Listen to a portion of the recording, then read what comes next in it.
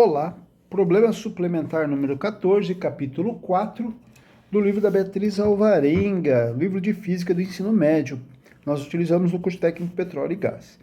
O enunciado do livro diz lá o seguinte, do exercício: uma escada uniforme de 5 metros de comprimento e peso igual a 40 kgf está em equilíbrio com sua parte superior encostada em uma parede vertical, sem atrito, tendo sua base apoiada no chão a 3 metros da parede. Daí ele pede para fazer um diagrama, faça um diagrama correspondente à situação, mostrando todas as forças que atuam na escada. Na letra B, determine a reação normal da parede N1, do chão N2 e a força de atrito da escada. Aqui não é o diagrama, mas é uma figura que eu peguei da internet, achei ela bem interessante, onde eu tenho a parede, eu tenho aqui as paredes, tenho aqui a parede, eu tenho aqui o chão, né? Parede, chão e eu tenho a escada. Essa escada, eu sei que ela está encostada na parede. Se ela está encostada na parede, a parede empurra ela com essa força normal. Depois nós vamos mostrar no diagrama direitinho. Ela tem o peso dela para baixo, então esse peso é localizado no centro, porque essa escada é homogênea. Eu tenho aqui a força que o chão exerce para cima para poder segurar a parede, a escada, senão a escada desce, né?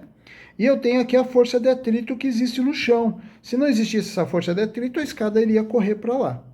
Então, essa força de atrito é que salva o meu sistema. Agora, para fazer o diagrama exatamente, eu vou ter lá, pegar, desenhar aqui, eu vou ter representada a parede, eu vou ter representado o chão, 90 graus entre os dois, meu desenho pode não estar perfeitamente 90 graus, mas é exatamente isso, e eu vou ter representada a escada, opa, desculpa aí, a escada está encostada e vai até o chão, tá?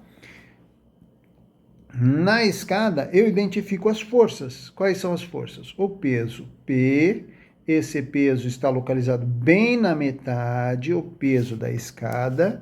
A força normal, que ele chamou de N1, que é a força que a parede faz segurando a escada. A força normal, que ele chamou de N2, que é a força que o chão faz segurando a escada. E a força de atrito, que eu espero que seja estático para que esse sistema não entre em movimento e o indivíduo caia, né? Quem for subir aí cai. A escada não pararia se tiver atrito dinâmico, né? Ou seja, se o chão for muito liso. Tá? Então tá aqui os meus esquemas, as minhas forças identificadas bonitinhas. Aí ele pede na letra B, determine a reação normal da parede e resumindo, ele pede para calcular N1, N2 e a força de atrito. Para fazer isso, nós vamos aplicar as condições de equilíbrio. Quais são? Somatória de Fx igual a zero. Somatória de Fy igual a zero. E somatória dos momentos igual a zero. Ao longo do eixo x, nós só temos N1 e a força de atrito. Isso significa, então, que N1 tem que ser igual à força de atrito. Não sei nenhum dos dois. Reservo para depois ver o que acontece aqui. Ao longo do eixo Y, eu vou ter o quê? Quais são as forças ao longo do eixo Y? Eu tenho N2 e o peso. Só os dois. Então, significa que N2 ele tem que ser igual ao peso da escada, que é 40 kgf. Opa, aqui eu já obtive o primeiro valor. Mas eu ainda tenho aqui um sisteminha com duas incógnitas, uma única equação. Com isso, eu vou ter que ir lá para a somatória dos momentos igual a zero. Aqui, eu vou analisar os momentos das forças que estão sendo aplicadas, mas tenho que analisar os pontos em que essas forças estão sendo aplicadas. A primeira coisa que eu vou fazer é olhar os pontos. Eu vou chamar esse ponto aqui ponto A, esse ponto de ponto B. No A está aplicando a força de atrito N2, no B está aplicando N1, e esse ponto aqui do C.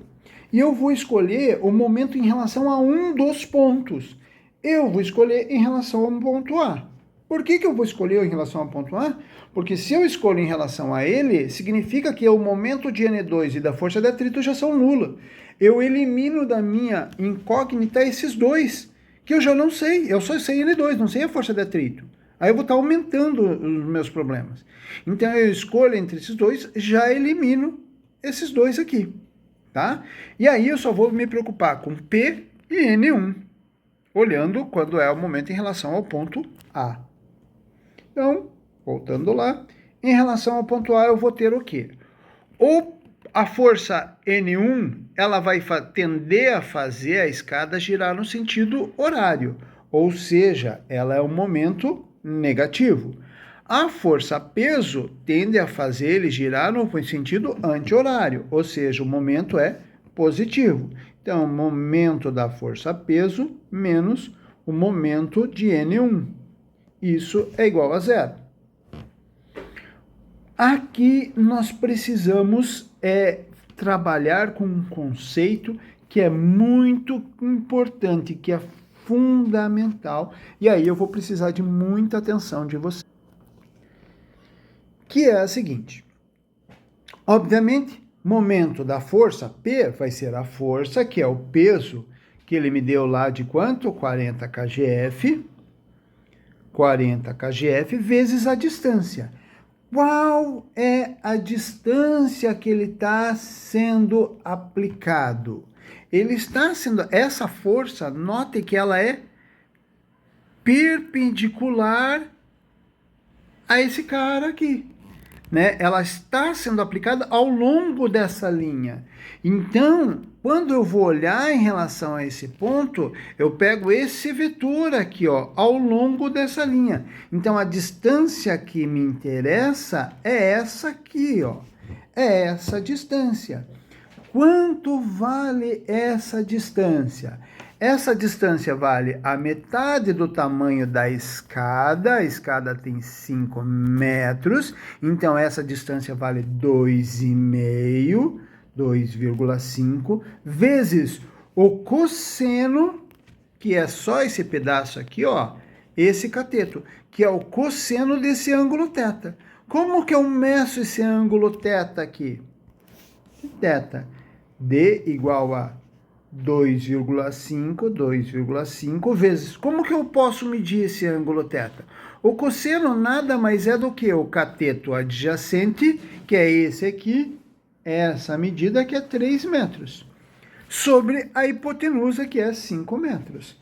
Então, vai ser vezes 3 sobre 5.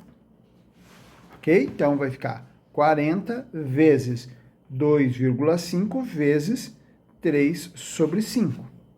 Menos, ou já posso passar para o outro lado, né? Igual o momento da força N1. Vai ser a força N1, que eu não sei, vezes... Olha lá, a força N1, ela está sendo aplicada ao longo dessa linha. Qual é a distância dessa linha até lá em cima? É a mesma distância da altura da parede. Esse aqui é um triângulo pitagórico, aqui mede 3, lá 5, então aqui mede 4, vezes 4. Arrumando tudo isso, N1 igual a 40 vezes 2,5 vezes 3 sobre 5, tudo isso dividido também por 4. Isso vai dar 15 kgf. Então agora eu sei quanto vale N1, sei N2, sei N1. E a força de atrito? Lá em cima já é dito que a força de atrito é igual a N1, então também vai ser 15 kgf. Muito bem, pessoal. Comentem esse exercício aqui para que a gente possa tirar dúvidas e eu possa ajudar vocês.